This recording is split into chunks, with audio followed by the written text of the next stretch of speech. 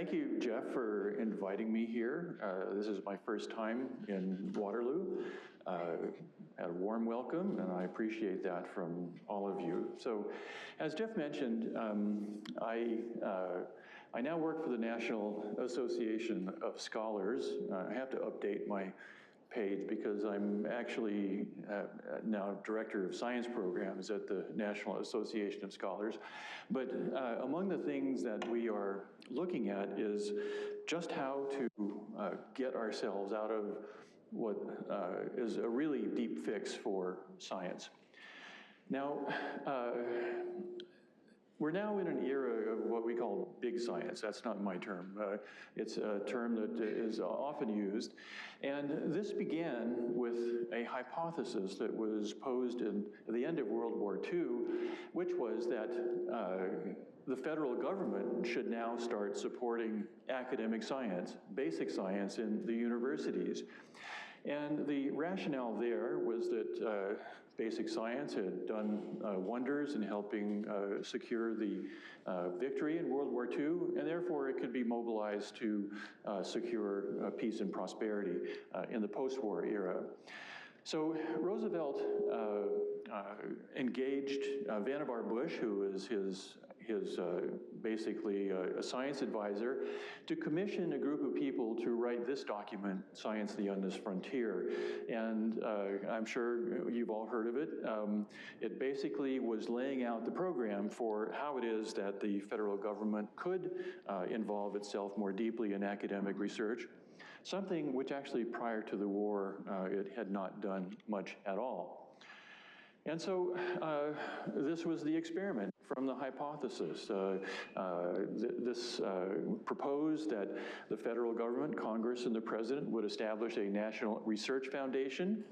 It would disperse money to universities in ways that they could use as they had used institutional funds previously through research committees and so forth to support the activities of their scientists. And again, the emphasis was on supporting basic research in the universities.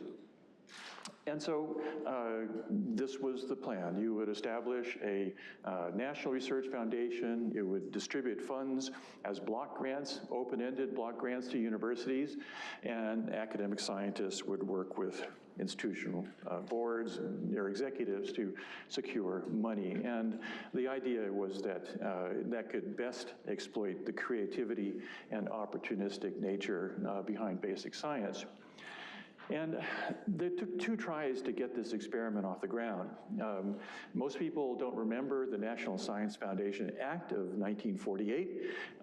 This was primarily to set up the National Research Foundation as the authors of Science, the Endless Frontier had anticipated.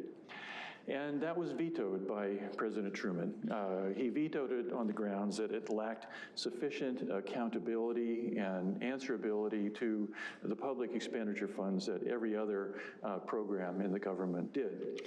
So it was back to the drawing board for Congress, and what resulted was the National Science Foundation Act of 1950, which was signed into law by President Truman.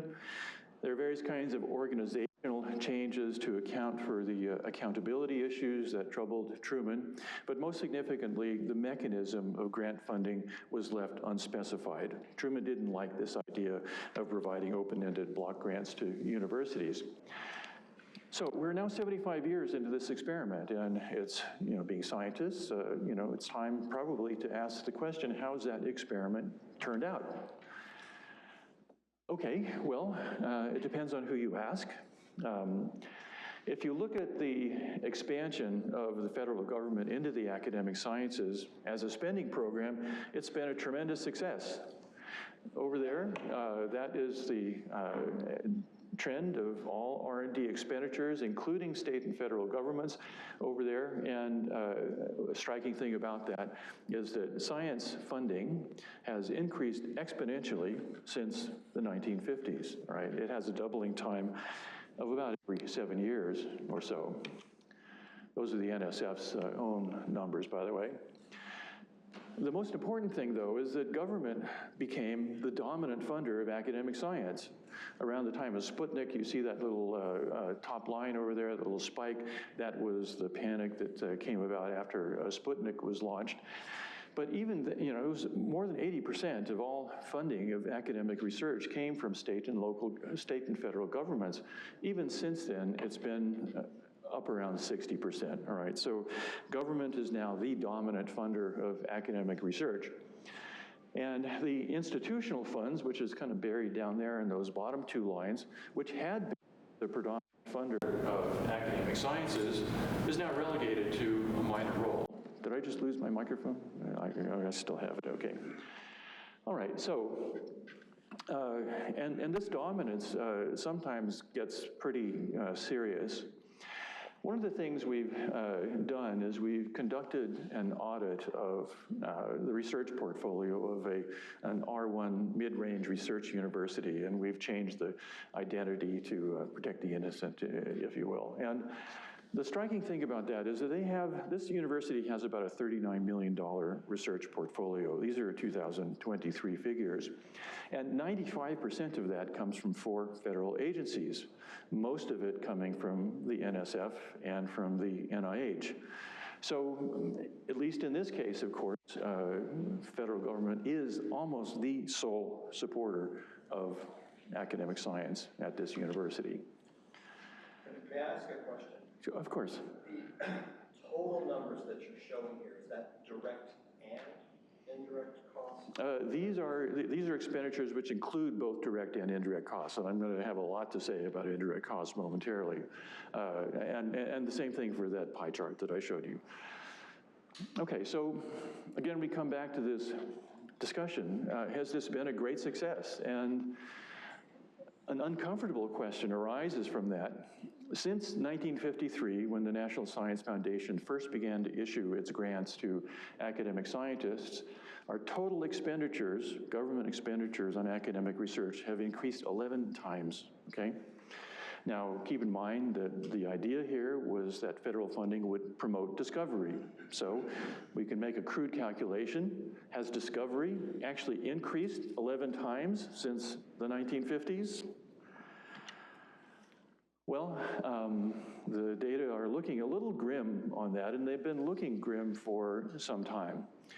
So it started off back in the 1990s, really, on what we might call the uncitedness problem. Of course, we can do quite remarkable things using the database that's provided by citation analysis. And academic scientists publish about 500,000 scientific papers each year.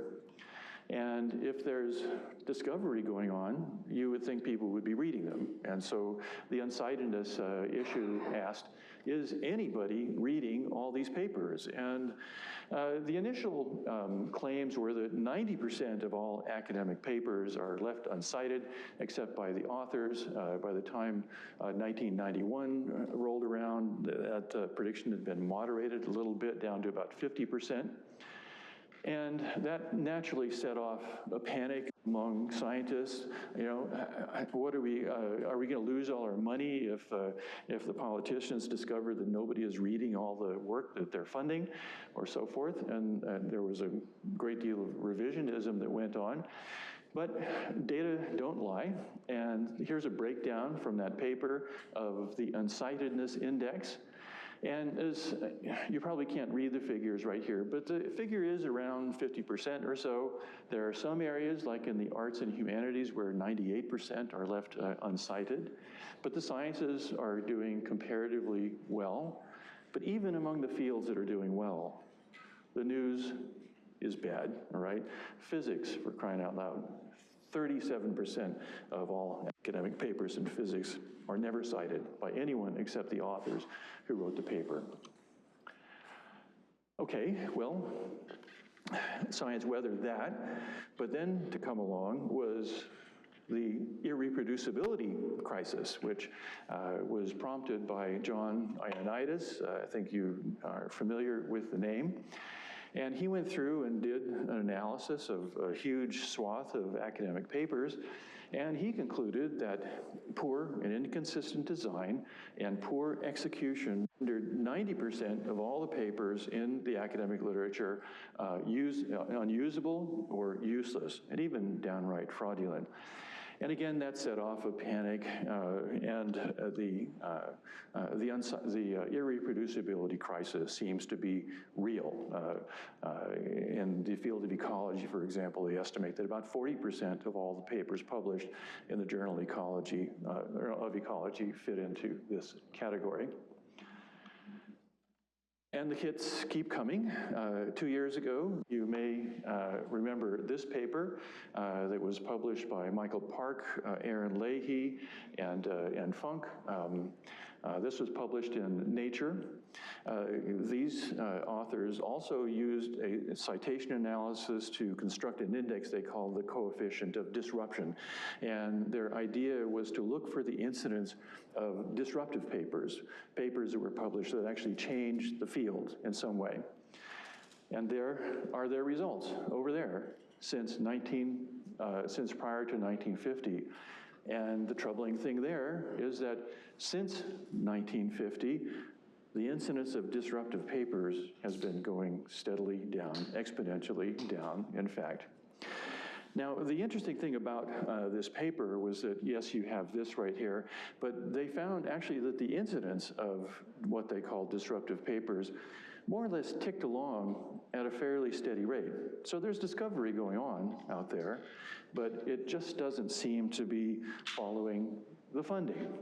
And so if you overlay that graph of spending exponentially increasing over the graph of declining incidence of disruptive papers, they're almost mirror images of one another.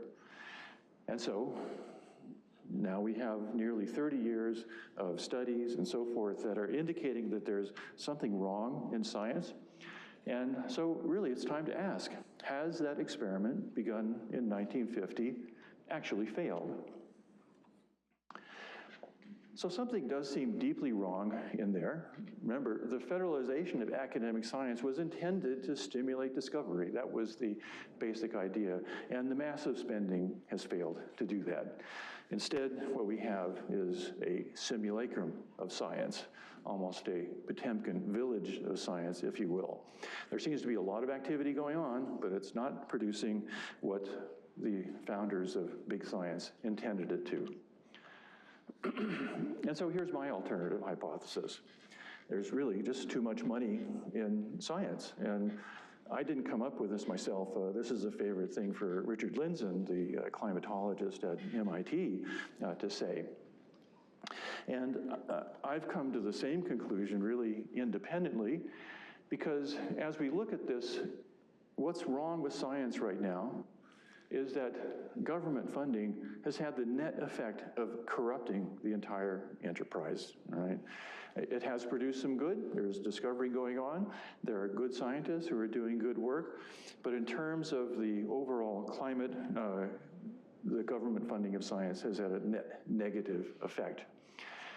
And so we want to restore the sciences. We want to get it back to the state of health, actually, that it enjoyed prior to World War II coming on. You know, there was a robust program of academic research going on prior to World War II.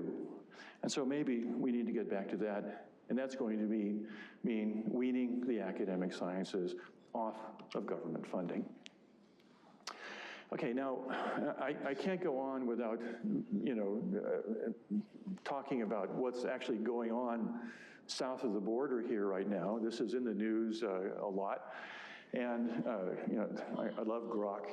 This is Donald Trump as Genghis Khan with scientists fleeing before him.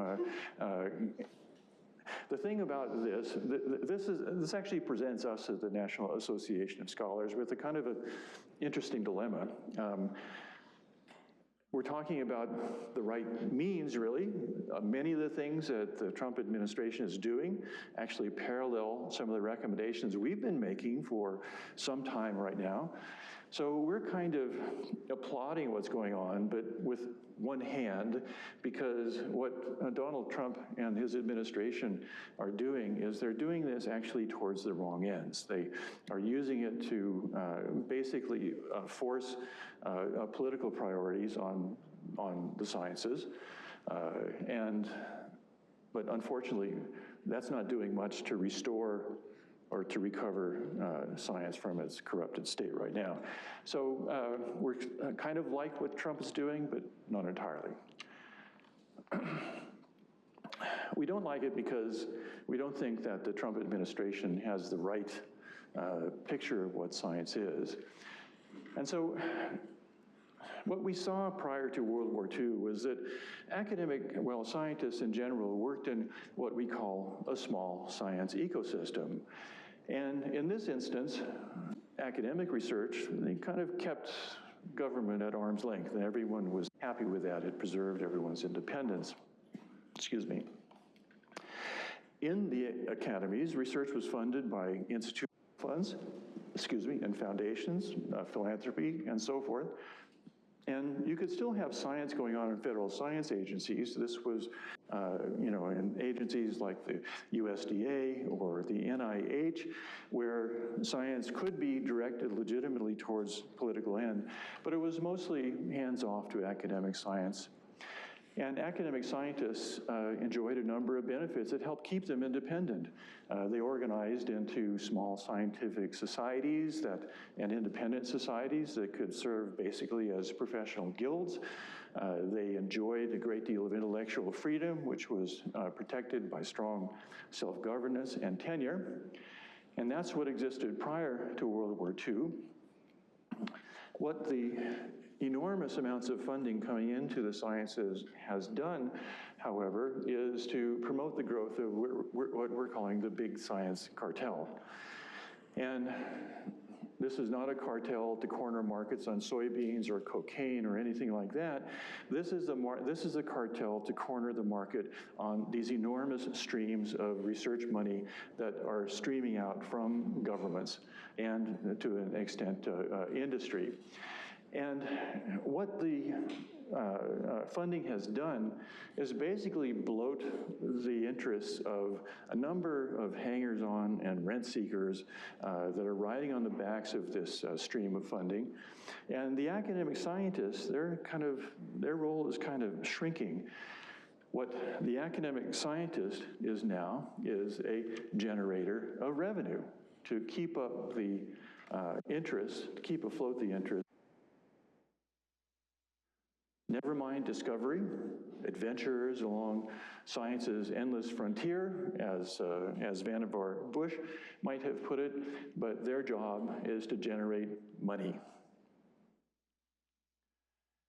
And so, the solution seems obvious. The academic sciences are entangled in this network of collusive interests that make up the big science cartel. And if you want to save science, if you want to rescue science, if you want to restore it to its original state of health, you have to disentangle them from that somehow. And the how, of course, is the big question. And the approach that we're taking is you need to dismantle a network of a set of perverse incentives that basically are keeping the big science cartel in place and afloat. Now, we are arguing that the 1950 National Science Foundation Act, which left the grant mechanism, funding mechanism unspecified, when they were deciding how we're going to fund these grants, they made a foundational mistake, and it's been with us ever since. What they did was they would issue grants to universities, and these would be modeled after a long-standing model of research contracts, which would be issued by the government to some agency when they needed a scientific service. They adopted that from a model from the NIH. The NIH began to issue extramural grants in 1943, and they were faced with a similar dilemma, just how do we distribute these monies? And they chose to distribute them according to the research contract model. And this is important because there are some really significant differences between contracts and grants. When you look at contracts, all right? The government is the contractor. They're the ones who demand the service or want the service. Contracts, part of it is they work under a specified work plan and budget with a specified timeline and specific deliverables. But a grant is something really very different. It's science initiated. It has to be open-ended. It has to have a fluid work plan and budget. You can't impose a timeline and you can't impose deliverables on this because you have no idea what the deliverables are going to be. That's the nature of basic science. Nevertheless, we went ahead and did it. I see the title is cut off there. This is the research grant Schrodinger's cat. And so we have this kind of funny model where we have research grant proposals and that are simultaneously contract and not contract. To scientists, the grants are the means to an end. To institutions, the grants are the end. And we've been doing this for 75 years now, all right? And of course, the research grant Schrodinger's cat can work just as long as no one opens the box to see what's going on there. But when you start opening the box and looking deeply into what is going on there, this is where a dirty secret starts to emerge.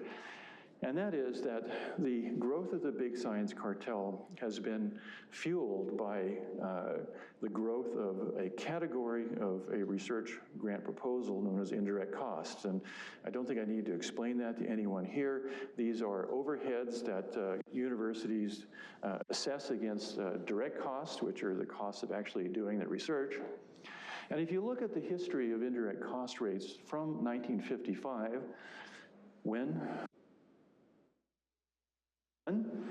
indirect costs were assessed as 8% of the direct costs. This is pretty much standard for these things. And from 1955 up to 1966, you saw this steady upward movement of indirect costs to higher and higher values. A watershed year was 1966, when the determination of indirect costs was set to be governed by a guidance from the Office of Management and Budget called Circular A21. And people's eyes are going to start glazing over when I start talking about this. But since 1966, you've seen this enormous growth of indirect cost rates. The average right now is about 53%, okay? But there's a great deal of variation between universities. The reason being that universities are now empowered to negotiate indirect cost rates with government agencies, and this has become the kind of classic hen guarding the hen, or fox guarding the hen house scenario, and the result is quite clear. You've seen this enormous explosion of indirect cost rates. Now, one of the problems with indirect costs is that the Circular A21 regime, which was meant to control costs, has done no such thing. Roger Knoll and William Rogerson have actually done quite a good, interesting analysis of what the economics of indirect cost reimbursement and so forth. And one thing that comes out from that is what they call a set of accounting rules that they characterize as precisely calculated but arbitrary. That is, it's a phony facade of accountability that gives everyone the impression we're really controlling these costs. But in the meantime, the indirect cost rates, revenues I should say, since 1953, put against that exponentially rising increase of funding. And indirect cost revenues are also going through the roof. And what these have done, scientists never see these indirect costs, and what this has done is it has basically empowered institutions over scientists, institutions meaning all the hangers-on and rent seekers that go into this, and what it's done primarily is to grow the big science cartel. More than revenues, there are some fundamental sociological issues that have been going on. Stephen Turner and Daryl Trubin, Stephen Turner is no relation to me, by the way, they've looked at what has happened to the cultural ethic that scientists govern their careers by in the small science ecosystem. Then it was a prevailing ethic of discovery, as they called it. This acronym KUDOS might be well known to people out there. And the ethic of discovery has been replaced over time by what they call an ethic of production. And there's a whole new acronym that goes along with that place.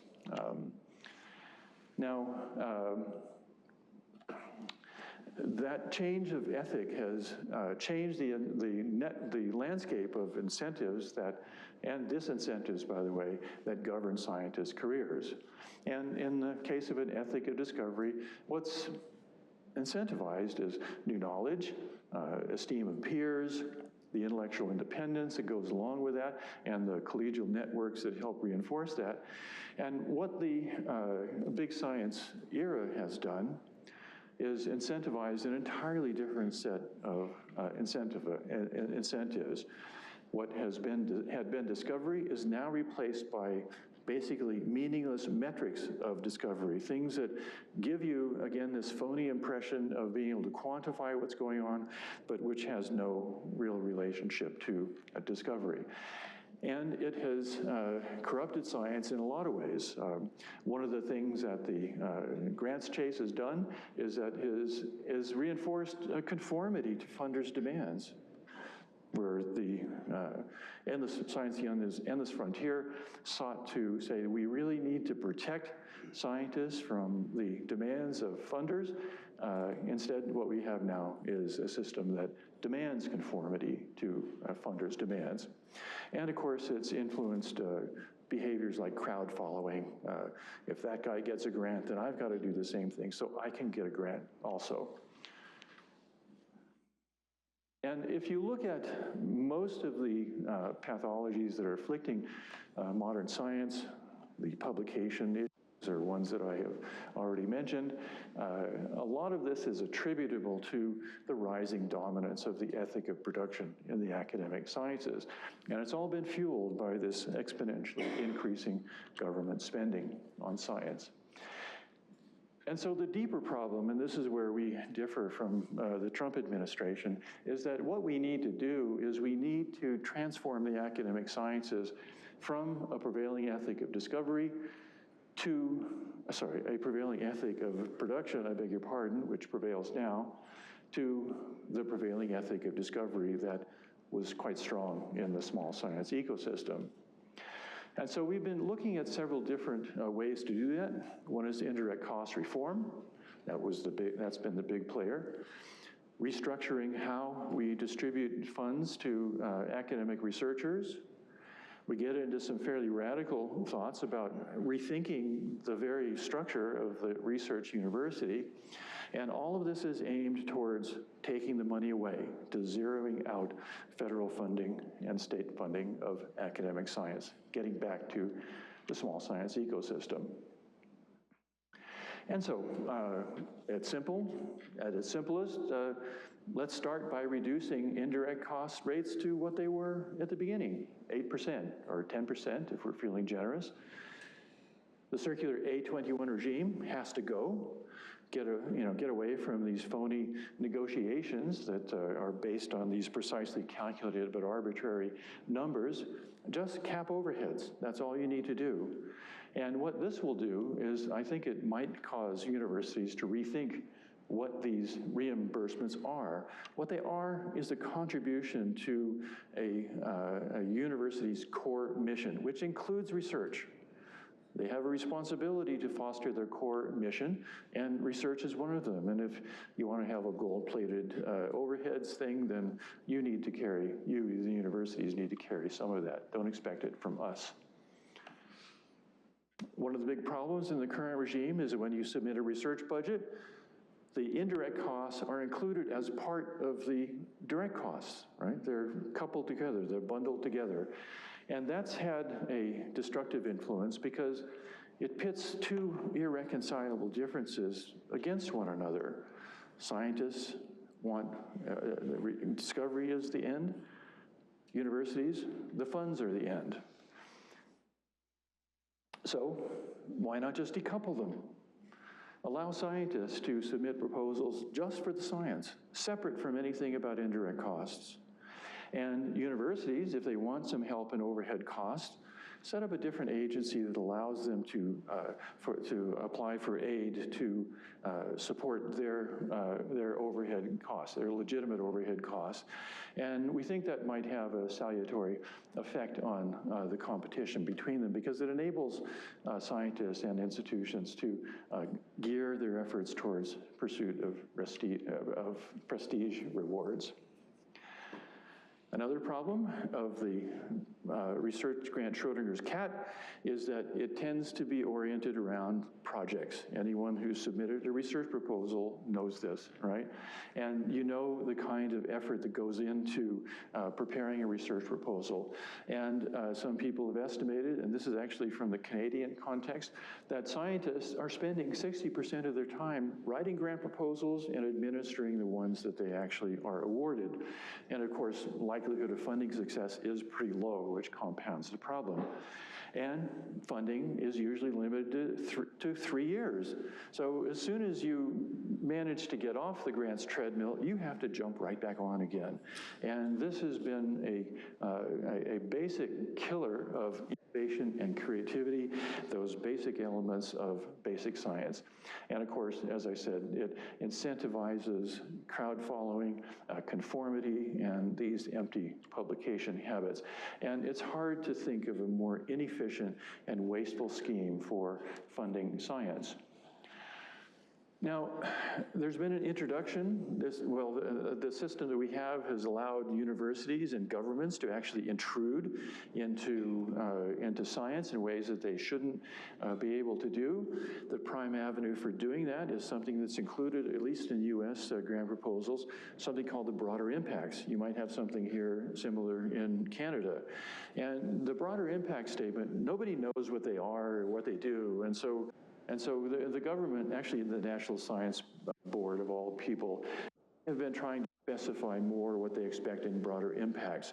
And one of the things they've been doing is to explicitly demand that diversity, equity, and implosion, I like your t-shirt back there, be included as a condition for grant funding.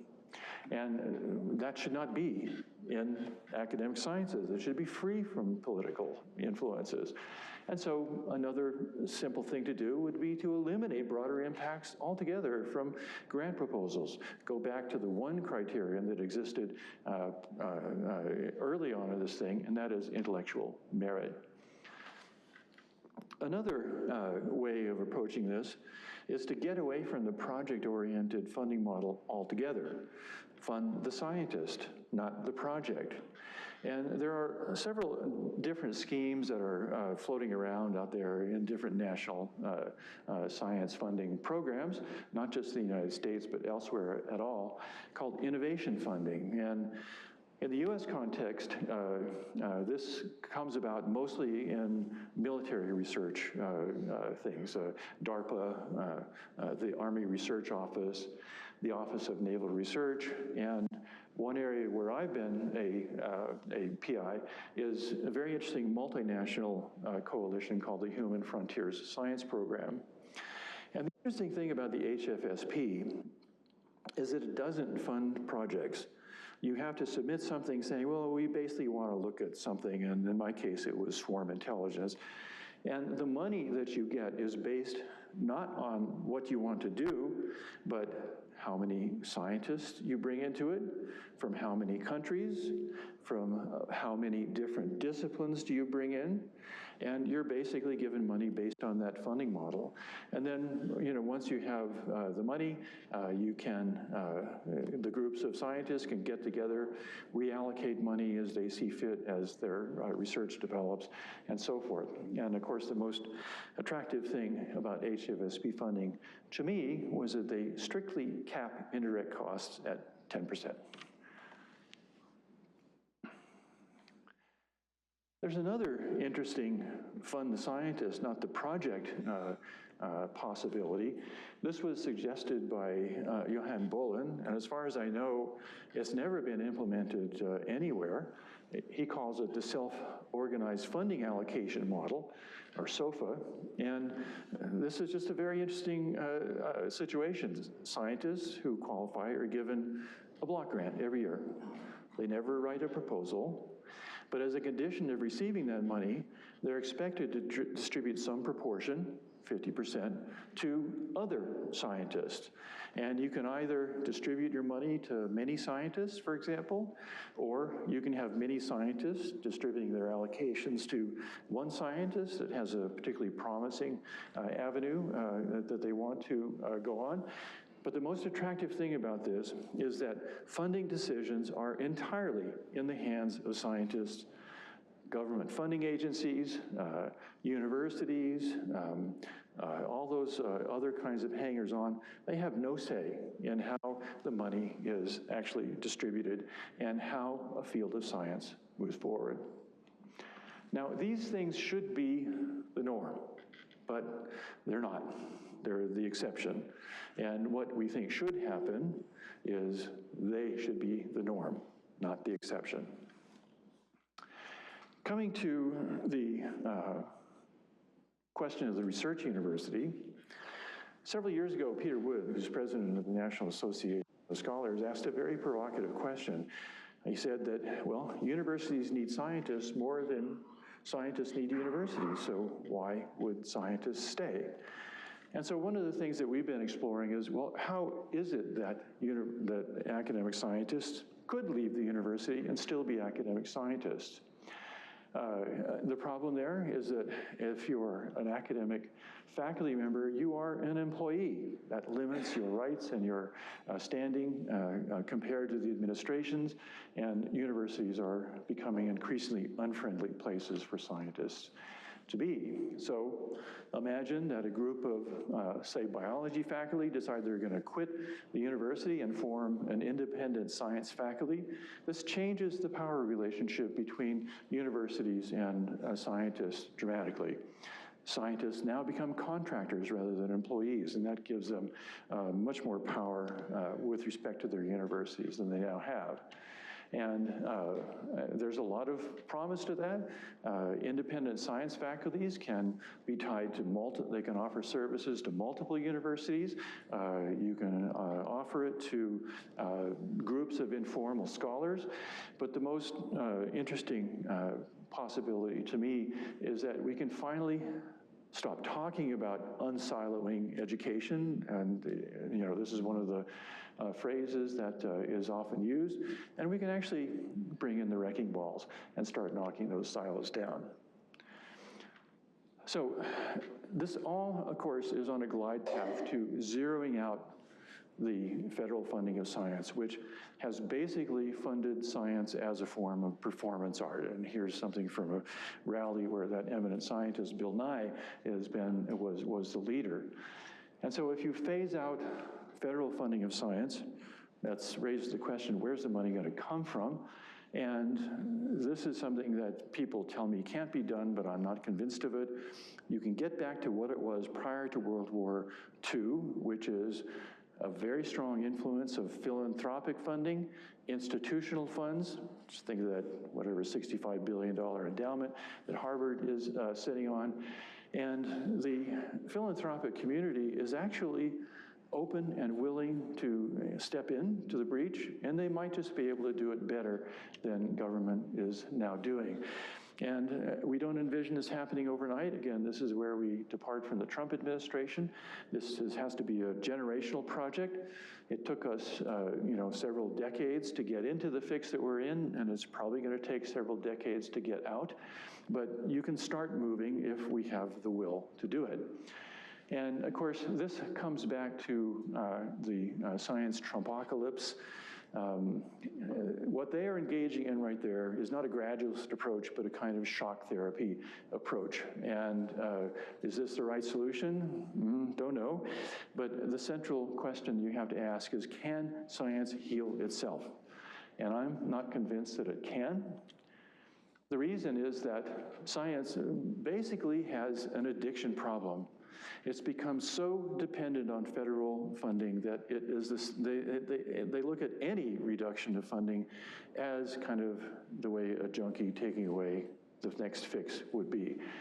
I can't explain the hysterical reaction that's coming from my colleagues in response to the Trump budget cuts. If we put this in perspective, for example, 50% cuts is being thrown around as a figure.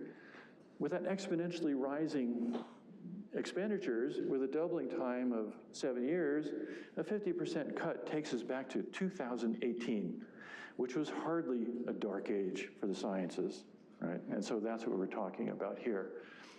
And so if this is going to happen, scientists have to decide they want to heal themselves. And this is going to be very difficult when scientists working in the big science ecosystem are surrounded by groups of enablers, pushers, and enforcers that are going to keep that needle coming. Okay, so that's my contribution today. I hope it didn't run too far off the rails, but I thank you for your attention and of course, the warm invitation to come here.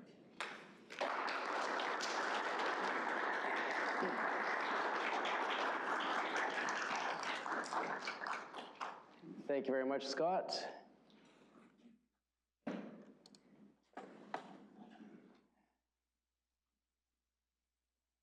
And now, Terence, do you have slides that you would like to share here? No? Okay, perfect. All right. That makes it easy. Thank you very much for inviting me. I'm very sorry I'm not with you in person. I intended to be with you in person, but I had a heart issue, so I had to wait for my cardiologist to give me permission to travel, but I will be able to travel later on in the There's an enormous amount of overlap between my talk and the one you just heard from my friend Scott. But there are also differences which I think are interesting. But my talk is entitled, "The Government Should Not Fund Science." There's no place for the government funding of science, except for various little things I shall talk about. And I just want to very briefly review the history, because I completely agree with everything that you've just heard on the history, but I'm going to make one or two little differences. So the really interesting thing about history of science is that the British led the Industrial Revolution in the 18th and 19th centuries in the complete absence of the government funding of science. And the Americans then took over. About 1890, they were the richest country in the world. And by 1940, they'd been the richest country in the world for 50 years, the leading industrial nation. Complete absence of the government funding of science. By contrast, the French and German governments had funded science very, very generously. They never even began to converge on the British economy, let alone do what the American economy did, which is to overtake. So there's no historical evidence that the government funding of science stimulates science or economic growth or health growth or any other form of growth, and there's a reason for that. Now, what happens, of course, is the Cold War, and that's what changes everything. So the National Science Foundation was created in 1950 because the Russians are beginning to be difficult, and the Truman and Eisenhower administrations decide that they need more scientists to face the threat of the Soviet Union. And then particularly in 1957, the Russians launched Sputnik, the first artificial satellite, and it's all completely forgotten now. But at the time, America went into what can only be described as hysterical panic. The Russians were going to nuke us from space. And so the decision was taken to copy Russian science policy. And the decision was taken that the Russians had got it absolutely right. We in the West, with our stupid ideas of free markets, had no idea how to grow science. We had to copy the Soviet Union. And that way would really stimulate economic growth, which of course, well, you know what happened to the Soviet Union. Now, there are two models that have been put forward that 99.9% of people still believe. One is the model we've just heard from Scott, which is the model of Vannevar Bush. And Vannevar Bush was a scientist, so he talked about scientific models. And he said, basic science leads to applied science, which leads to economic growth. But unfortunately, no one will pay for basic science because basic science has no immediate application, and its applications in any case can be consumed by everybody. Therefore, governments should fund basic science, and then applied science and economic growth flow from that. That's the scientific idea. The economists, and I'm afraid the economists are much more influential than the scientists. It's a cruel harshness we have to accept. The economists came up with two papers after the launch of Sputnik. So Sputnik goes up in 1957. The Rand Corporation, which is an evil conspiracy, The Rand Corporation pay two great economists, Richard Nelson and Ken Arrow, and there's no secret. You look at their papers and they say Rand Corporation. And Ken Arrow won a Nobel Prize in economics, obviously, and Richard Nelson was the leading economist of science of his generation. And their papers, which are cited fabulously, we heard from Scott, the majority of papers don't get one citation. These two papers together have received something like 19,000 citations, and the citation rate is actually higher now than it was in the past when they were published. These are the lead papers in the economics of science. And I'm going to repeat myself. The economists of science are much more influential than the scientists of science. And what these economists said was very simple. They said two things in their papers. First, we have to fund science. Governments have to, because no private enterprise will fund science, because you make a piece of discovery and everyone else can copy you, so you're disincentivized. Therefore, only the government will fund pure science. It's quite similar to the Vannevar Bush model. But the really interesting argument was their second argument, which is that governments should not fund science. That companies should not fund science. And this shows the deviousness of the world of economics, because economists believe, and this is something very hard for scientists to believe. We're scientists, I'm a biochemist as it happens, and we are used to interpreting data and then building a model on it and testing the model, but it's always based on data to start with. Economists don't believe in data. Data can be very inconvenient if you're basically a lobbyist, which is what economists so often are. They start off with a model called the perfect market. The perfect market, and even the word is dishonest because there's nothing perfect about it. The perfect market is a market where there's an infinite number of producers, an infinite number of consumers, an infinite number of products, and perfect knowledge, which means everybody knows everything. Now, you can show that in a perfect market, there is a perfect distribution of goods. This is named after an Italian economist called Pareto. But the whole point about a perfect market is it ceases to be perfect if a company does research. Because if a company does research, you don't have an infinite number of interchangeable goods. Now a company has a commercial advantage. Well, if you say, as Richard Nelson and Ken Arrow said, all those years ago, and as economists still say, you only have to look at Paul Romer's paper that won the Economic Nobel Prize for so-called endogenous growth theory just a few years ago. If you say the perfect market is what we should aspire to, and if companies do science, it disrupts the perfect market, therefore companies should not do science, only governments should do science, well, you have an absurd argument that you've set up. The tragedy is that 99.9% of people cannot read economics papers. We don't understand the assumptions behind it. So these two papers came up with these two theories. The idea that the perfect market is the market to which we should aspire, where there are no profits, there's no economic growth, there's absolutely no technology. It's a complete fiction. If you're an economist, you can see there are reasons why you might pretend there's such things as perfect markets, purely as a fictitious exercise. I actually believe it's very unprofessional. I think it should be professional misconduct for an economist to extrapolate arguments of perfect markets to the real world, because they know perfectly well that no one understands that that is an unfair extrapolation. So it's a nonsense. The other thing, though, very important to disrupt, is the idea that because companies do science and others copy their science, therefore they will be disincentivized from doing it. It's based on another economist's fiction, which is that knowledge is explicit. The idea being that once a discovery is made, anybody can copy it. So I'm looking at this room and I can see you all here. If I clone a gene, the idea is that you could all just read my paper and go off and clone a gene. And if you happen to be molecular biologists, and so then if I can create a better iPhone and I can write down a formula for that, the idea being, according to the economists, that every one of you can now just go and build an iPhone or do a plasma physics experiment. It's complete fiction. Knowledge is tacit. It's not explicit. The only people who can copy other people are those who've invested hugely in their own research to such a point that they have the knowledge by which to copy other people. That's why God invented universities. That's why God invented Bachelor of Science degrees. That's why God invented PhDs. That's why God invented postdocs, because it takes all this time to learn the tacit knowledge before you can copy other people.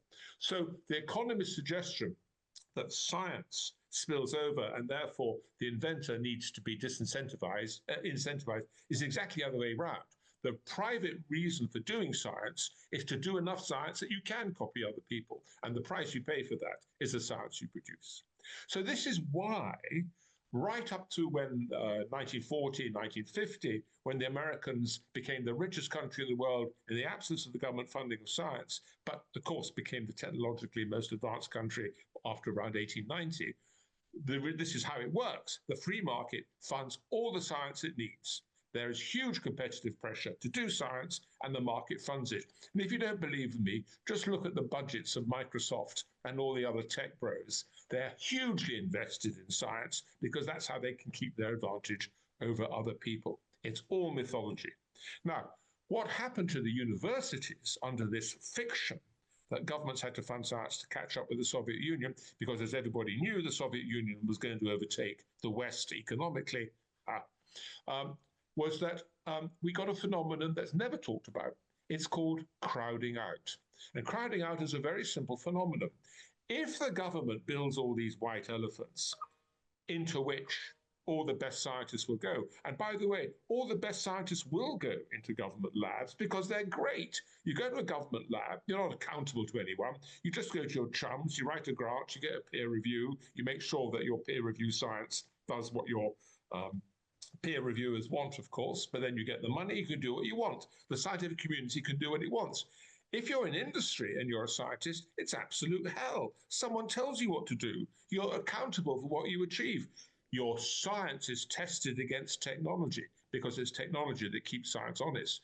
If you work in an ivory tower and you're reporting to the NIH and the NSF, you can for 30 or 40 years pretend that carbohydrate is good for you and fat is bad for you because everyone believes the same metric. You all have the same peer-reviewed papers, journals, grant applications, and promotion, and the whole field can be a complete fiction because peer review allows you to be fictitious.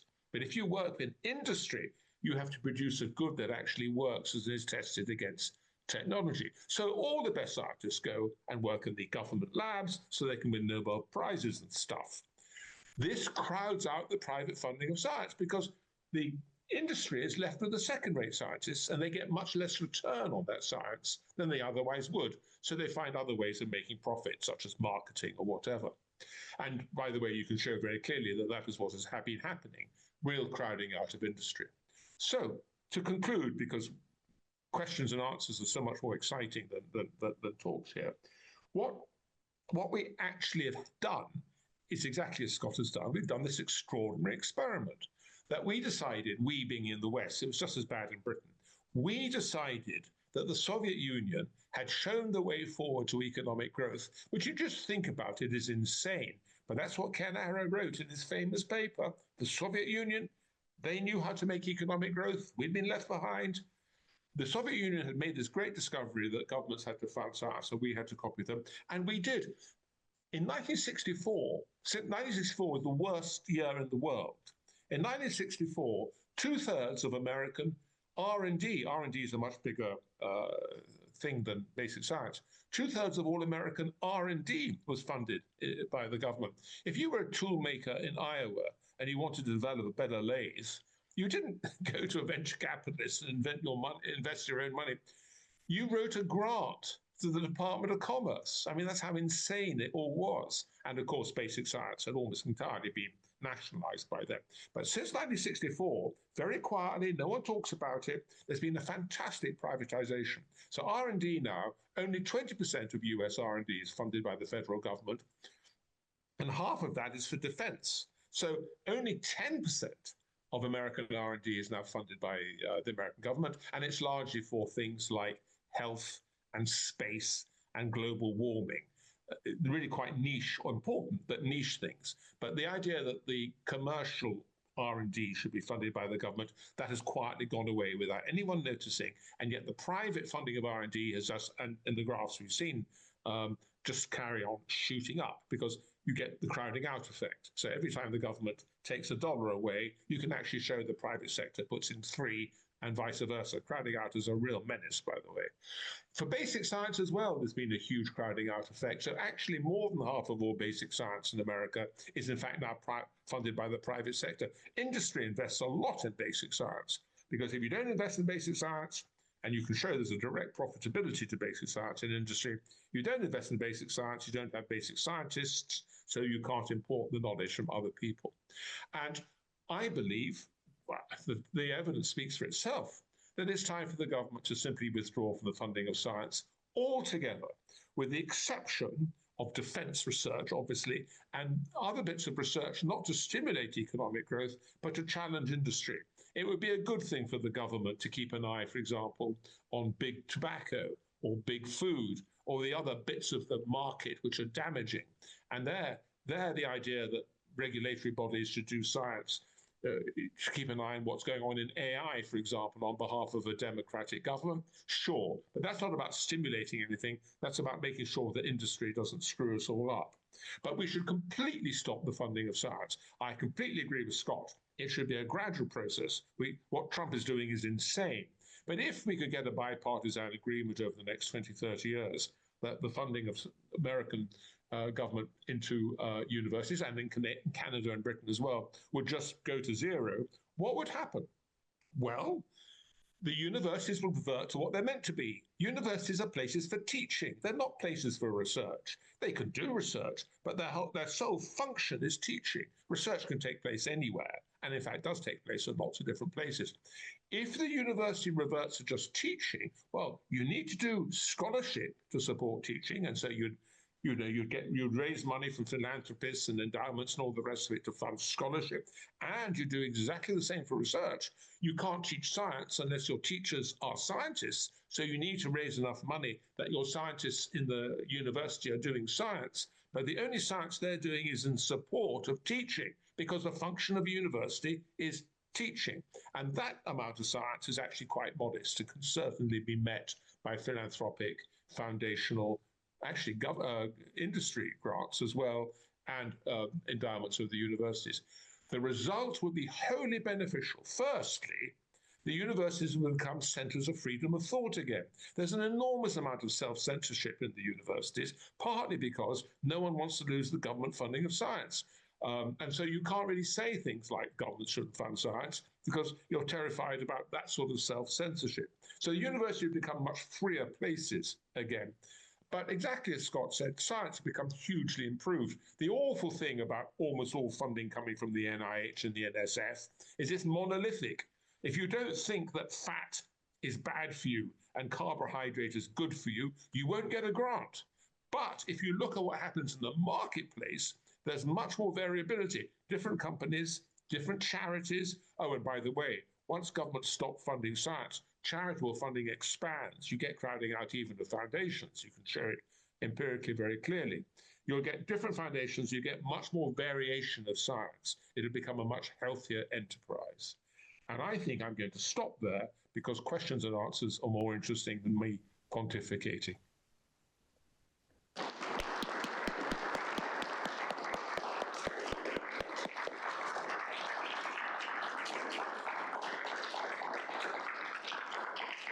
Thank you very much. Thank you very much, Terence. There is a microphone here that people can line up to, and please feel free to line up and ask your questions at the microphone. Let's get started. All right. Hello, my name is John Bonnet. I'm a history professor at Brock University. Thank you, too, for a very interesting question. My query to both of you is, I wonder if, I think you present an interesting part of the picture to explain the lack of innovation, but I'm not convinced you're presenting the entirety of the problem. So yes, big funding has distorted science. Yes, there is a growing level of corporatization, bureaucratization, whatever that's hindering science. I agree with you. But I also wonder if scientists are part of the problem themselves. And the reason I say that is, for example, Musa Al-Gharbi, who is a sociologist whose work I respect enormously, has made the point that when universities became more autonomous at the start of the 20th century and were freed from the intervention of their external boards, academics then began to empire build and to thwart the aspirations and intellectual questions of their colleagues in order to secure their own point of view. John Ioannidis makes the same point in the paper that you cite, Scott, that there is a key problem of researchers. They have their self-interest, they have their careers, they have all sorts of incentives to make life miserable for their colleagues. So how is cutting down funding going to solve that problem? Because it seems to me you're not dealing only with the financial issue or an institutional issue, you are dealing with the cultural issue. How do we fix that? That's a very good question. Terence, do you mind if I go first on this? No, you go ahead. Okay. I absolutely agree with you that it's not just the funding, all right?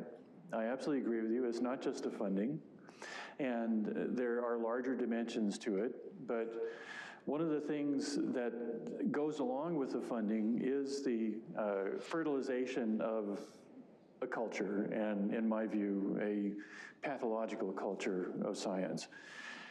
Now, if you add to that demography's relentless journey through the populations of scientists, what you have had is the first generation of government funding. These were still people that were steeped in the ethic of discovery, and they were able to keep it alive, pass it on to maybe their next generation of students to kind of instill that in them.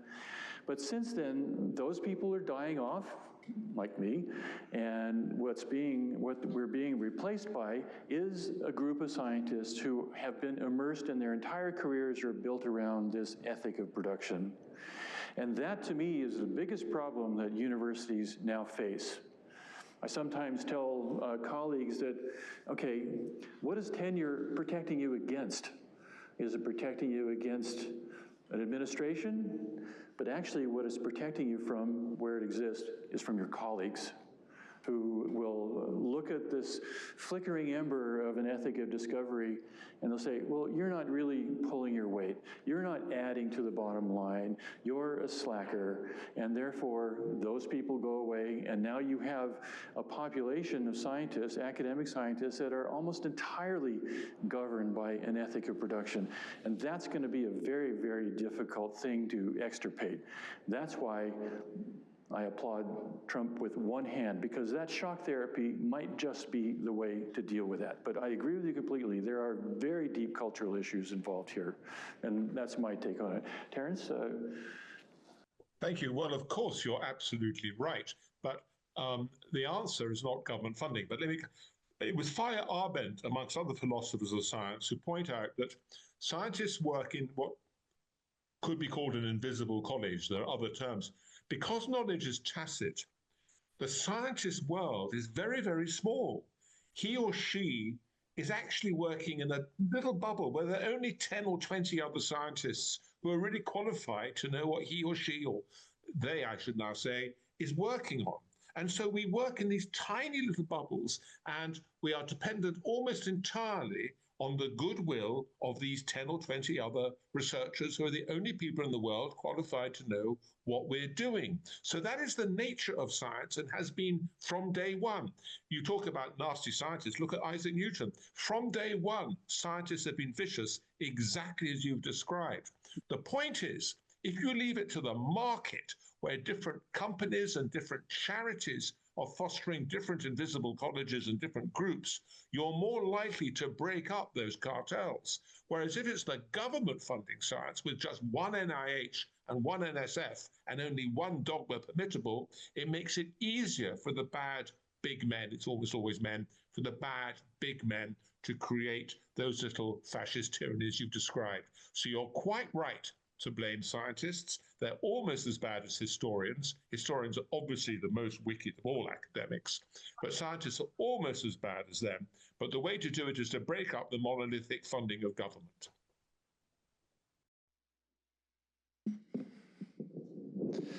Thank you both for those comments. I agree with you 100%. And I want to put a question to you.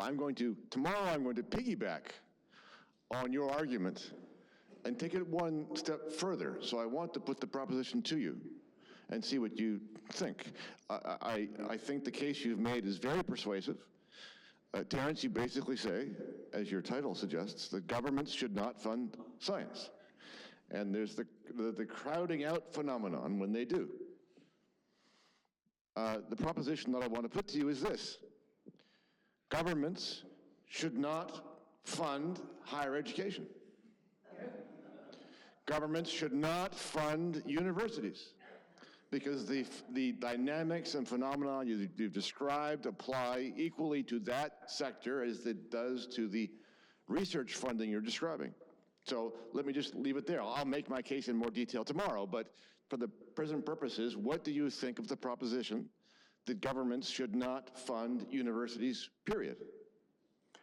I'm with you 100% on that.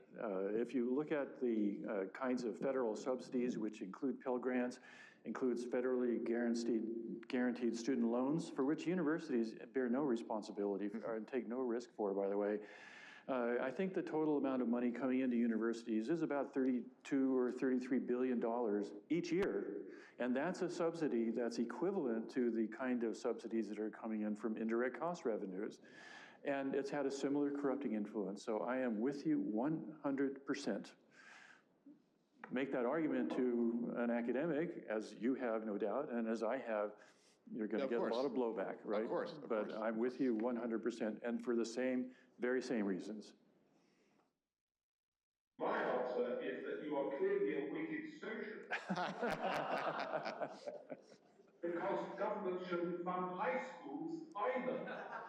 The evidence is terribly clear that the government funding of any form of education, K-12, I think. Oh, you're just making me like you more. By the way, if my friend Pierre, I can't see very clearly, if my friend Pierre asks a question, there he is. Hello, Pierre. Yeah, I can see you now. You're absolutely right, governments should fund universities. They shouldn't fund schools. The evidence for that from the 19th century and currently is so clear that it's only through vested interests that we don't see. Right, very good, thank you. Thank you. My name is Roger Cohen. I'm a professor of medicine at the University of Pennsylvania. So I've experienced what you have talked about firsthand. The talks were beautiful. I agree with them. I do have a couple of questions or thoughts for you. So other distortions and aspects of corruption of government funding are reflected in our visa problem and the education of foreign students that we are engaging in who populate these labs in order to allow the scientists to get more indirect costs. The other issue is when we get rid of government funding, what are we going to do with all of these middle-class PhDs? Are they going to go to industry? They probably should, but maybe industry doesn't want them. So we're going to have a glut of unemployed, middle-class, unhappy people, and often in the past that has led to revolution. So we have to be very careful. There's an excellent contemporary example of what you just spoke of in regards to where true innovation occurs, and that has to do with the invention of the mRNA vaccines, which came out of the brain of a scientist who was rejected for tenure at the University of Pennsylvania, who worked in industry with private funding, generating $2 billion of royalties for the University of Pennsylvania, and an infinite number of repulsive claims on the part of my university that we were the sole facilitators of her beautiful work, and that the University of Pennsylvania, in fact, saved the world. And so this goes on every single day from my university and the one I graduated from, with various broadcasts and bulletins telling us how wonderful they are. And finally, I like the drug addict analogy, and as a physician, breaking drug addiction requires shock treatment. It doesn't happen gradually. Thank you. Terence, you want to go first? Well, to answer your question, by the way, you're quite right. The University of Pennsylvania is a thoroughly evil organization, and I've written about its false claims about that. You're just completely correct. This is an extraordinary story of how she failed to get the grants and had to go to Germany. It's an extraordinary, it's a wonderful story if you believe in the free market, however, although she herself had a terrible time. But I will answer your point about these terrible middle-class PhD students, all miserable and unemployed, about to lead a revolution. If you look at the beginnings of the American government funding of science, you can go all the way back to the Senate hearings during the Second World War. There was no shortage of science in America until the Second World War. But when the Second World War broke out, there was suddenly a huge shortage of scientists because America's need for scientists suddenly went up. You needed atom bombs and you needed all the other things, radar, all the things that suddenly needed overnight to beat the Nazis. And so there was a succession of hearings in the Senate, 3 separate sessions actually, in which they said, look, there's a terrible shortage of scientists in wartime. So we have to make sure that next time there's a war, we'll fund from the federal government lots and lots of new scientists, because otherwise, for the next war, we may be short of scientists. And the trouble is, America has been at war since 1950, because the Cold War started then. And the Cold War ended in 1989, as we all know, but then America immediately looked around for another enemy, because that's what the military-industrial complex needed. And so Iran very comfortably, and then all the rest of it. And so America has been a paramilitary state since 1950. So the point I'm trying to make to you is there's a fantastic overproduction of scientists as far as the market is concerned, because it's not actually about the market. It's about creating this military-industrial complex. So we need many, many fewer PhD students, by the way. And I'm a professor of clinical biochemistry. My experience is almost certainly the same as yours. An awful lot of people do PhDs who are really not necessary either for themselves or for the rest of the world. And I would answer your point by saying is the needs of the market for PhD students is much less than is provided, because fantastic federal funding is pushing an enormous number of people becoming scientists well in excess of the need of the market. And the answer to that is to stop the excess supply. Yeah, and your point about what do we do about all these unemployed, soon-to-be unemployed physicists, that's been a perpetual problem since 1950. If you look at some of the justifications that were outlined in Science: The Endless Frontier, it was, we're facing an enormous shortage of scientists, therefore we need to make more. And since then, there's always been a shortage of scientists, but then the criteria have changed. It went from training, returning GIs, for example, from the war. Then it morphed into, we need to just train more, into saying, well, we need to train more women of color and these kind of things. So there's always been this perpetual shortage, in quotes, of scientists. But then if you go back and you look at the unemployment figures, the best employment sector for scientists is physicists. And even they are looking at unemployment rates of 8%, which is about twice of what we are seeing right now among the general population. And it seems to me, I'm no economist, but that's a clear sign that we are overproducing scientists. And taking away the government funding is going to help in doing that. There's another reform that I didn't get to today, and that is that training PhD scientists often folds them into being research assistants on projects. Again, funding the projects, not the scientist. The NSF has a very interesting way of funding graduate students, on the other hand, the Graduate Research Fellowship Program, where the recipient is not tied to any project like research assistants are. They can take their money, they can go anywhere, and that gives them a great deal of freedom. And that's the rarity right now. I personally think it should be the norm, because it would empower students to actually make judgments on their own on whether they should pursue a PhD. But again, take away this implicit subsidy of folding graduate student education into projects, which is the norm that we have right now. All it does is exploit graduate students, it overproduces them, and it is not constructive to our scientific, or our economy in general. Thank you. Sure. Eva Wrighton, retired statistician. Listening to this discussion, and particularly looking at the statistics that you showed about the growth, the trends in expenditures on science, federal government, and the general output and lack of output for all this investment, we notice a huge decrease in the productivity of the utility of these funds. And my question is the following: to what extent is this decline in productivity, and I don't think any of us would deny that it has taken place, due to, in fact, the lowering of standards and the overexpansion of the entire higher education enterprise? It's impossible not to notice when we meet, I'm pretty old now, members of the younger generation, they don't have the same standards. So it's not surprising that they can't produce as much for the economy or the country, etc. So yes, we need to decrease the entire magnitude of the higher education enterprise. And I would say particularly, because you've been talking about pure science and engineering largely in both of your discussions, but more particularly with the social science. I mean, over my lifetime, I'm a social scientist. It's a tragedy what's happened to the social sciences.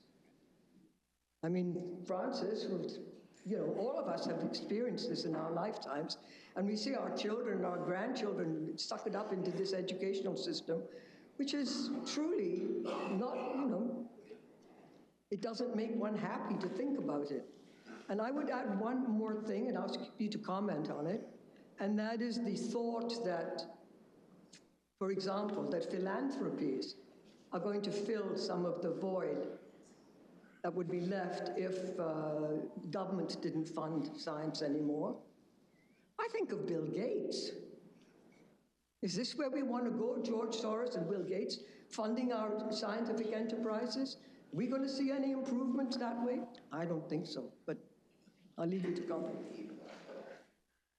Yeah, I thank you for that. And I think everyone in this room has probably seen the phenomenon that you've just described, which is that engagement of students with the academic enterprise has seemed to be going down. And it could just mean that I'm probably not far behind you on the demographics thing. I've seen this over my own 40-year academic career. So absolutely, and I think everyone in this room would agree to that. The quotation that I often fall back on, and this comes from James Conant, who is one of the panel of people who drafted Science: The Endless Frontier, and he made the point that, well, what are we doing here? You know, we're assuming that this funding will enable the funding of the 90% of Einsteins out there that aren't being funded. But instead, what we may be doing is funding the 90% who will never be Einsteins. And what we've been doing is we have been funding the never to be Einsteins people. That's my prejudice, okay? In terms of philanthropy, yes, domination by, you know, mega billionaires like Bill Gates or the Zuckerbergs or those kinds of individuals, that is a worry because private funders will bring their own strings, just like the federal government does as well. I would offer two thoughts that might be some comfort. One is that there's a vast range of philanthropic foundations out there that are not the Zuckerbergs or the Gates Foundation. And as Terence has mentioned, the dominance of government funding is actually crowding out those smaller pots of money. There was a very interesting article in last week's Nature magazine by someone named Cynthia Friend, who is head of a big philanthropic organization. And she makes what I think is a very powerful argument that if you want philanthropic funding to step in, then what you do is you organize coalitions of these smaller funds, and they can actually make a big difference. And because they're more nimble, they're more amenable to risk-taking and those kinds of things than the government, and also come from a wider range of political or philosophical backgrounds, you might actually foster diversity of funding, diversity of opinion in the sciences, and because a lot of the basic sciences out there does have fairly modest requirements out there, they can make an enormous difference, I think. So I think there's hope for the future. Not many people agree with me, but I do think the hope is out there for actually turning this around. Right. There's some very interesting points in that question. So let me just go one by one. It was Derek de Price, a physicist, who pointed out that since 1750, which is a long time ago now, the scientific enterprise has doubled globally every 12, 13 years. Since 1750, the numbers of scientists globally has doubled every 12 and a half years. The number of papers has doubled, the number of journals has doubled, and the amount of money going into science has doubled. And that, I think, is an extraordinary statistic, and it continues to be the case. Now, let me just, so I'm not worried about that. I think that is actually innate to the nature of science. And in fact, I've written a paper with my friend Martin Ricketts. In fact, the second-rate scientists are actually very valuable to the first-rate scientists because they still produce all the data. And you're absolutely right, it's only the first-rate scientists that we need, except that they feed off the second-rate scientists. So lots of second-rate scientists is actually much less of a problem than we might think. This is a very long-term trend. And that shows, for example, in that very interesting paper that Scott talked about earlier, where the share of papers that are disruptive has been going down. Yes, the share has been going down, but because the total number of papers has been going up, the absolute number of disruptive bits of science coming out has probably been constant since 1750. And what we've seen is we need a certain number of disruptive science to make the next economic advance, and we funded science until such point as we have those disruptive bits of science, and then we stop funding because we want to now develop those bits of science. And so probably this doubling every 12 and a half years is the price we have to pay for the fact that the numbers of disruptive papers as a share keeps on going down, but we maintain the absolute level to maintain absolute rates of economic growth of 2% a year, year in, year out, century after century. So I think that's a very interesting phenomenon that unfortunately, that original paper, they did not explore that. So I'm very much more optimistic than you on this area. And actually, I'm much more optimistic about the philanthropy section. So I agree with what Scott has just said, but let me just give a couple of anecdotes. In the year 2000, Bill Clinton stood up and celebrated the cloning, the sequencing of the human genome, which he implied very strongly had been funded by him personally, perhaps with a bit of Hillary. In fact, the human genome was sequenced largely by a British charity, the Wellcome Trust, and by an American company, Celera, because actually there was huge reluctance on the part of the federal government agencies to support it for various reasons. And that can be seen in a very interesting example of IVF. IVF for fertility treatment, which, as you all know, was developed by two British scientists, Edwards and a gynecologist working with him, whose name I'll come back to in a minute. And they couldn't get money from the Medical Research Council, which absolutely refused to fund them on the grounds that this was clearly unethical. And yet they ended up getting money from the private sector. So I am much less concerned than you about the private sector. Yes, of course, nobody wants Elon Musk to control our science. Ghastly man. But lots and lots and lots of different Elon Musks providing a plurality of science, I think, is actually better than a monolithic government. Monolithic government's technically accountable to the democratic legislature. But look at the state of democracy in America today. Look at what's going on in Congress. Frankly, no one would want their science accountable to that lot. I think we do much better with lots and lots of charities and lots of companies.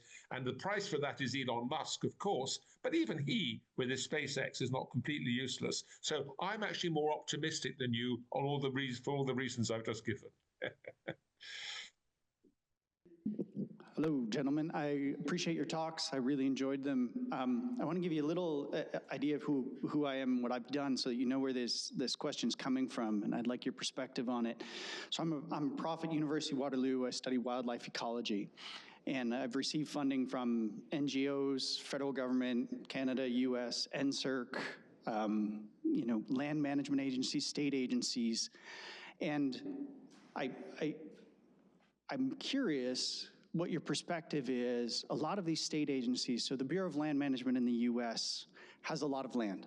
They have to do stuff with it. They have to get all the minerals out of it, but they also have to manage the wildlife on it. And they need to answer the questions, how do we do that with a minimum impact to wildlife?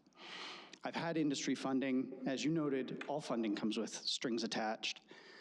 My question is, for those sorts of situations where it's a public trust, right? Wildlife is a public trust that's governed by the state, the province, or they need the science done. So who would fund it in that case? And then my other related question is what your perspective is on the where the scientists are housed. So I work on fairly large projects and big species that people are concerned about. And I worked at the USGS for years, and the USGS scientists are much less, their colleagues, much less motivated and less rigorous than many of the university professors that are doing similar research on similar questions. And so there's been a lot of agencies that have been dumping money into the USGS saying, well, you're our research branch, but you're just not getting things done. So we're going to go out to universities to get things done. So two sort of parts. One, things like public trust, like wildlife, obviously. And two, should the scientists not be located in the government at all in those sort of cases? I, like you, have worked at, I call this kind of the backwaters of the endless frontier. I mean, my research specialty was in social physiology of termites, of all things, and my needs were modest, and I met those needs, again, from a variety of sources, but in my case, it wasn't undertaken for any reason other than just to satisfy my own curiosity, right? And so in that instance, I think that sort of thing is appropriate for a university type of a position. Right. There is a place, very real place in the scientific community for research that's oriented towards policy goals, like what you have described yourself doing. And if you have a situation where the government scientists who are employed to implement those kinds of things are not doing the job, maybe the thing to do is to improve the quality of science in those agencies. And one way you can do that is for exciting people to be brought in to those agencies. In other words, to not be parts of the university, or to have something that lets you bounce between the two, which enables you to bring a level of excitement and originality and competence to the enterprise that it seems that the USGS might not be meeting right now. So when you have science that's oriented towards a specific policy goal, that's by definition a political goal, then my own opinion is that the place for that to happen is in these government agencies like the USGS or USDA or Fish and Wildlife Service, right, and these sorts of things. So, I think there's a place for it, but my personal preference is to protect the universities as havens of basic science. Okay. And that's what I would say about it. There's room for improvement across the board, but I think part of it is to be very clear about what the mission is of each sector that's involved in the science ecosystem, I think. Terence? Sure. I think it's very important to understand there are two types of government funding of science. There's mission science and there's pure science. So this is where there's a difference of emphasis between myself and Scott. Now, the American government has been funding mission science from the day it was founded. The moment you get things like the Library of Congress or the Coast Guard or those other missions that the American government has legitimately funded on behalf of the American people, like the Coast Survey, or looking after all these wildlands, they have always, right back from 1776, they've done mission science. And that is completely legitimate. I have no problems with mission science. The problem started after the Second World War when Vannevar Bush invented the idea of what's called the linear model. Basic science leads to applied science, leads to technology. And that's just a myth. He invented it because he was very upset that his agency had just been closed down after the Second World War, and he was looking for a new role. So he invented the linear model, and the linear model was then built on by Nelson and Arrow. So I say to you, and I'm agreeing with you, mission science on behalf of the American people, absolutely. And mission science is you simply have a mission, like the Manhattan Project. You had a mission, and you just worked everything to that mission. Very different from the idea of pure science. You just give people money and see what comes out of it. So mission science on behalf of the American people, yes. Now, your complaint is that the agencies like USGS, the scientists don't work as hard as in university. Of course they don't. They've got secure jobs. You come in on Monday at 9 o'clock and you go home at 5, and there's your job. Whereas the university scientist, he or she is under enormous competitive pressure. So the answer is, and this is where I disagree with Scott, I'm very happy for mission science to take place in the universities because it's science after all. But I would say close all these agencies where people just work, 9 to 5 comfortably, close all those and direct the money purely to competitive grants in the universities, but let the universities be doing mission science on behalf of the American people. But because it's now competitive, the way we know how universities work, you'll end up with much more efficient mission science. I appreciate that clarity. And one final point that I'd just like to make, not for comment, just to make, is that doing this sort of applied mission science through my career ends up with data and funding that has allowed me to do a lot of very interesting theoretical science that otherwise would not have been possible because I wouldn't have had those data. But thank you very much, gentlemen. Let me just add to that, if I may. I've never interrupted up to now, but you're absolutely correct. The whole point of mission science is you end up producing all sorts of pure science unexpectedly. And the myth that it's pure science that leads to applied science, actually, if you look at mission science historically, it's always been very generative of pure science. You're absolutely right. My name is Greg Mason. I'm an economist. I appreciate your spirited takedown of a person I teach regularly, Kenneth Arrow. I don't teach his contribution to science. I teach mostly his theory of risk and his impossibility theory and game theory, for which I believe he won the Nobel Prize. But in terms of, I just want to make a comment. My career has been such that I started with the University Research Institute directing it. That turned out to be very difficult to fund. And then we migrated out to being a university-owned private company, which was an oxymoron that drove everyone completely nuts. We bounced out to the private sector, and then we started to do work for both the government and the private sector. And one of the things I found is that working for the government was highly restricted. But when I was working for the private sector, I could experiment because they'd leave me alone. They'd say, oh, you're the expert, you do this. The question I have is that as I began to experiment and learn new techniques, I actually couldn't talk about it because it was all private. So the problem I had is that the innovations we came up with various research methodologies slowly basically leaked out as I apply them to other firms and other situations.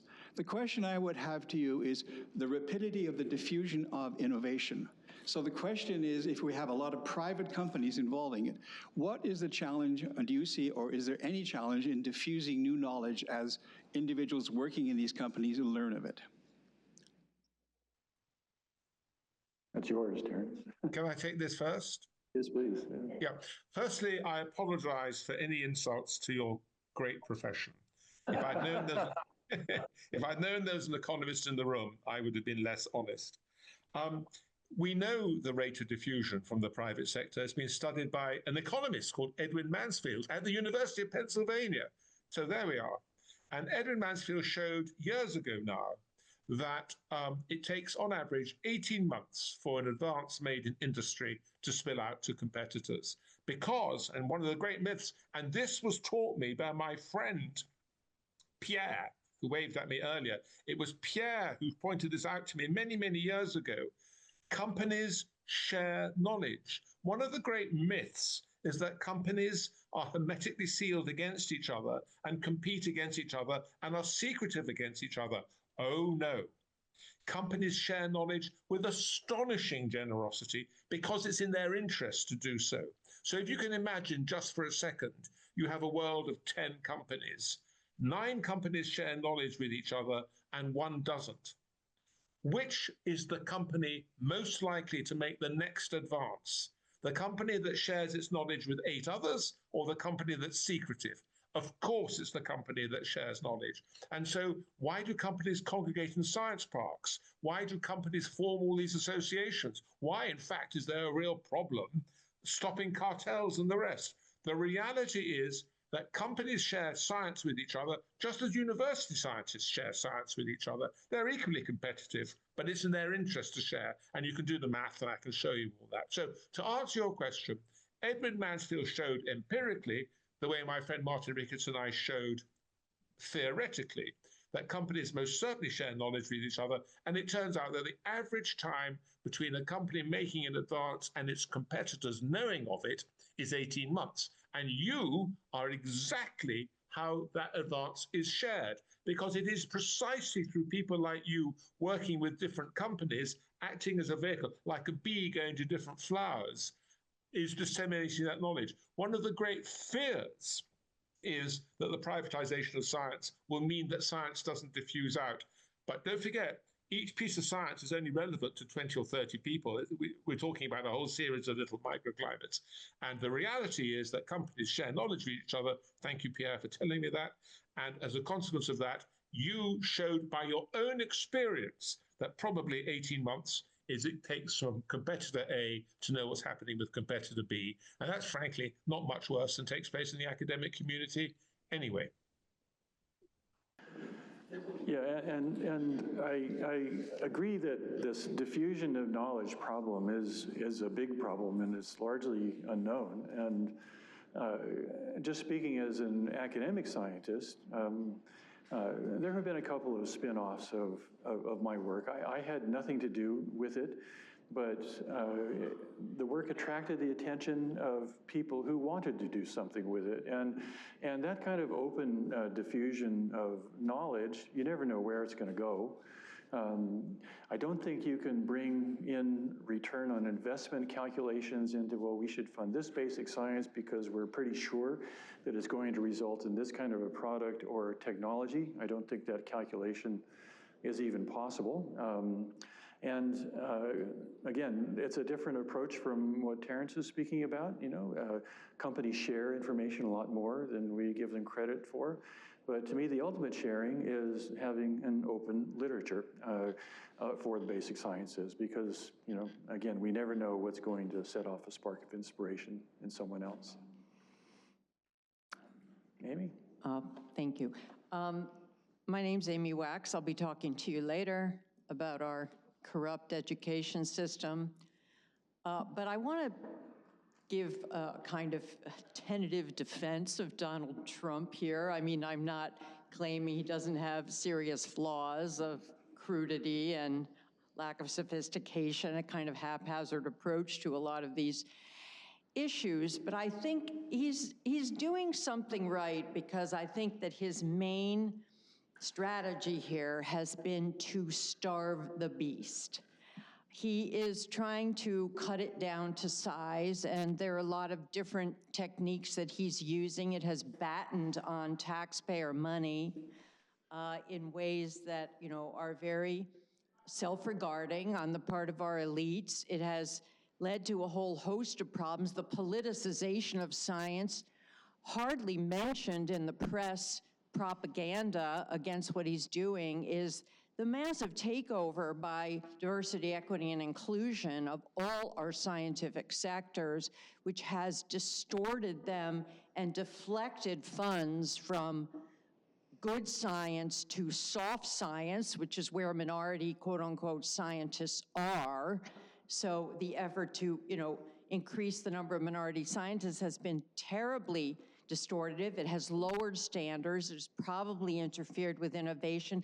The fact that we have elite overproduction, these massive labs which require bringing in foreign students, the window dressing here is globalism and the glories of diversity and all of this rhetoric. And of course, the propaganda machine is operating in full force.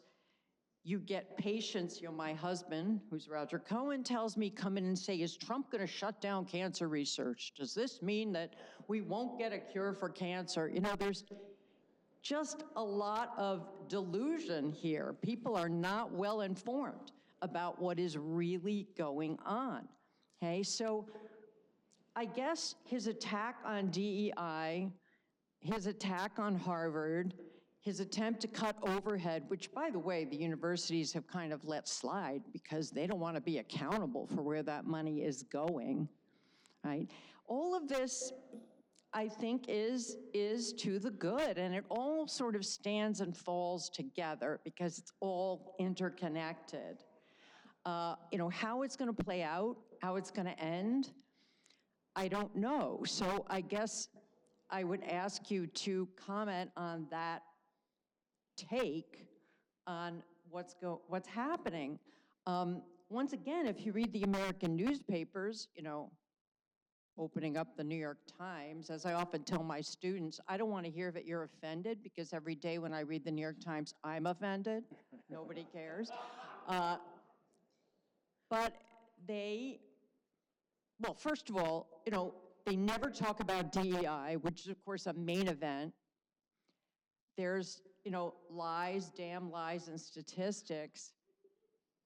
It's a very bad situation. So I guess, what is the best approach that a president would take to this? What should he do?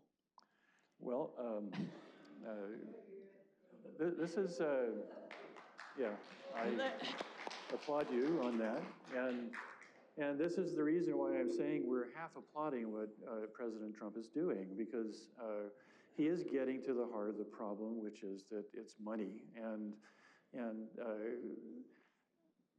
that picture that I showed of Stand Up for Science, for example, at the very end, that's actually a United Auto Workers AstroTurf group, right? It's actually a union group, and they trot out the same signs every time this happens. It's all, well, I'm not going to be able to cure cancer now. It's all that kind of propaganda. And that kind of astroturfing is widespread among the pro-science group. They've been very good at defending their interests against any criticisms of the current funding regime, of the science regime. The kinds of criticisms have been, actually go back quite a ways. I mean, there was Senator Coburn, for example, who actually took the NSF to task over this very kind of problem. Lots of waste, lots of politicization, lots of unaccountability, and things like that. So President Trump's criticism is not new, really. We've known it for a long time, but the appealing thing to me about what Trump is doing is that he's prepared to ask questions and to slay sacred cows mercilessly. And that has actually changed the conversation. You still have all the noise going on over here, but my sense of what's going on is that the tide has burst, actually. There are people who are prepared to take more seriously the notion that, yes, our institutions are corrupt. They've been corrupted by federalization. It's time to actually come in and burn it down, basically, and start over, because I think people are now becoming ever more convinced that it is impossible for universities to reform from within. That's, for example, what Ron DeSantis has been doing in Florida universities. That's regarded with horror by most opinion, but actually he has a lot of political support. And he has political support not because the people of Florida or Ron DeSantis are anti-university or anti-knowledge or any of those other things. It's because people have woken up, I think, to what's going on here. So, like I say, we applaud what Trump is doing. Shock therapy may indeed be the only way to do it, but we are applauding with one hand because we think there's there might be a way to get scientists to break the addiction themselves. But you say no, you say it's not possible, okay? Yeah, I half agree with you as well. But let me just make one comment. Since I work in an Ivy League institution, the elites hate him. So, this is not an area where I can pontificate because I know more than you do. So, areas of economics and science, I pontificate with great confidence. I know that Edwin Mansfield in 1985 showed that it took 18 months on average for science to fuse. So, those are things where I can speak with authority. On the subject that you have just raised very bravely, we're all in it together. I have no greater knowledge than you. So all I would say, and I have no authority here, and I'm not even American, is that DEI was a cause of the bush. And there are many aspects of federal agencies that are just truly terrible. And the real question there was the extent to which the federalization, to use Scott's language, the federalization of universities and the federalization of science is responsible for so many of these problems. You certainly wouldn't get private industry worried about DEI without government suggestion. We see that in England very clearly, government pushing all the time for these things. So to that extent, I'm sure you're right. The elites do hate it. You're absolutely right. And I think I have nothing more useful to say other than it would be nice if these changes are introduced gradually, thoughtfully, gently, instead of destroying people's careers, destroying people's lives, and taking chainsaws in the hands of a drug-fueled lunatic to people's institutions. Because the cure seems always as bad as the disease. But you're absolutely right. There was something to be done there, and he is indeed in conversation. Okay, Pierre Desrochers, hi, Terence. It's been a long time. Okay, I'm in a weird position now because I was going to be the devil's advocate on behalf of, taking a chainsaw to institutions. So you see, Terence, we might agree on a few things, but on this, as someone who, I suspect, I don't know about you gentlemen, perhaps you've been able to avoid DEI re-education sessions throughout your careers. I haven't. Just to give a little quick personal anecdote, I'm on a floor on a building at a university not too far from here, where when I was hired 20 years ago, you had 4 departments. And now 3 of those have been pushed out. There's only my little department left, and the place has been taken over by the university bureaucracy, the dean's office, and bureaucrats whose position did not exist 20 years ago. And again, I would like to know again what a gradual, rational approach would be in the face of so many vested interests. Because if there's one thing I've learned in the last few years during COVID is that I'm part of a number of libertarian discussion groups, and to my dismay, a lot of libertarian academics, it turns out, like their tenure more than they like liberty. And their approach is always to take the high ground, turn the other cheek, and say, well, we cannot be as bad as our opponents. But I feel now that the dynamic bureaucracy, the entrenched interests are so strong that I don't know how some form of, bull in a china shop approach might not be necessary to some extent. And then, if that means gathering some of the pieces on the floor afterwards and gluing them back together might be the only way to save what's valuable, there might be something to said on behalf of that. But again, Professor Wax made all the points I wanted to raise. So hi, Terence. I'm not sure what else I have to add to what she said so eloquently. Thank you. I'm going to take this first because Pierre is my friend. Sorry, Scott. Well, I would say one thing, that something we've all forgotten is that there are only 2 real universities in the whole world. Just 2. And of course, they're British. That you'd expect me to say that. And they are Oxford and Cambridge, because you may not know this in the wilds of Canada, but Oxford and Cambridge are the only 2 universities that have no trustees. The academics are themselves the trustees. Now, why is this important? It's important because at Cambridge, I wasn't many years at Cambridge, but in fact I was at Oxford as well. At Cambridge, we threw out a woke vice chancellor. In fact, he was Canadian. I won't mention his name because in fact he's a very, very nice man. But it's very easy to find out. I know who you're talking about, yes. Yeah. And he was woke. And the dons of Cambridge said to themselves, we don't want to be woke. We don't believe in all that DEI nonsense, and we are a democracy. And they had a vote, literally thousands of them voted, and he lost the vote, and then there was another vote, literally thousands voted, and he then did the gentlemanly thing, because he's a very nice man, I know him personally, and very likable, but he's woke and I'm not, obviously, and he left the job early. Now, in Oxford, there's a very similar situation with an individual called Rhodes. Rhodes, of course, invented Rhodesia, and Rhodes was the most wicked imperialist.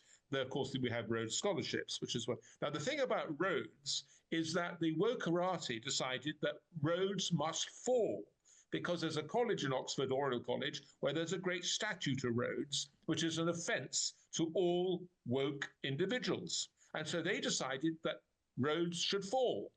But the fellows of Oriel College said, no, he's our man and we're keeping him. Now, the point I mention is that once you have democracy of the academics, then you end up with a very sensible world, actually. What destroys universities are the conspirators, which is the trustees who don't give a damn about the university, actually. They're in it for themselves. They have different incentives.